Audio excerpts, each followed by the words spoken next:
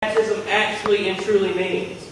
Because you see, through our actions and words, rooted in our faith in Jesus and supported by God's own grace, we too can announce and participate in the creation of the world, where there is no poverty, be it material, emotional, or spiritual, where there are no captives, no prisoners, no victims of injustice, addiction, sickness, or hate, or greed, and where there is no blindness that prevents us from seeing the needs of others, their pain, their suffering, and yes, the goodness that resides in the heart of all human beings.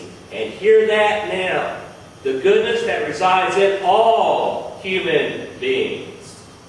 How do you participate in the mission of Jesus?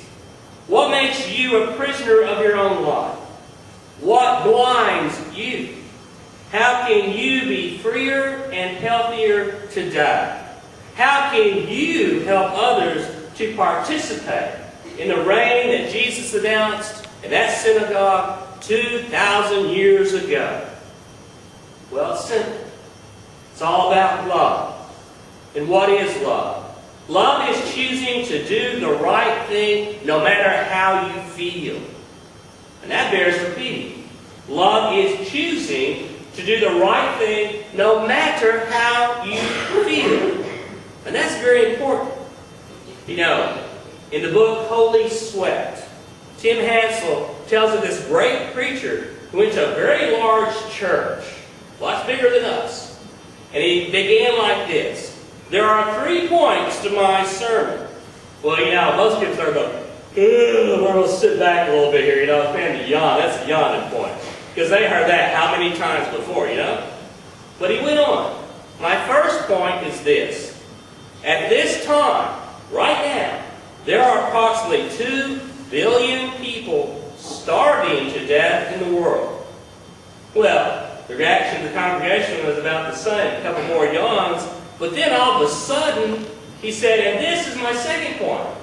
Well, you know, they were kind of wondering, because they were used to these long-winded sermons. Don't you look at me that way. Used to those long-winded sermons, but it only been about 10, 15 seconds. And he said this. My second point is this, that most of you don't give a damn. Whoa.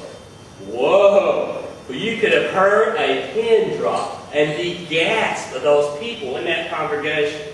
And my third point is this, that the real tragedy among Christians today is that many of you are more concerned that I said the word damn in church than you are that 2 billion people are starving to death. 1 child every 3 seconds dies of physical poverty. Then he just sat down. That was it. That whole sermon took less than 1 minute. But in many ways, it was the most powerful one ever preached in that church. And that preacher reminded us all here today that we are called to more than mere piety, but to a genuine morality.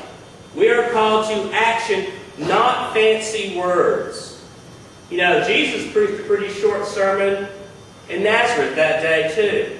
But what a sermon it was. He very clearly denotes the kind of ministry that he came to pursue. It is to be a ministry to the poor, to the outcast, to the blind, and to those who think they're worthless. But they're not really. You see, Jesus had a mission. We are all old enough to understand. So at this liturgy of life's real meaning, real purpose, let us remember something. Jesus made a very bold claim that day. I am the Christ. Salvation has become real and visible to you today.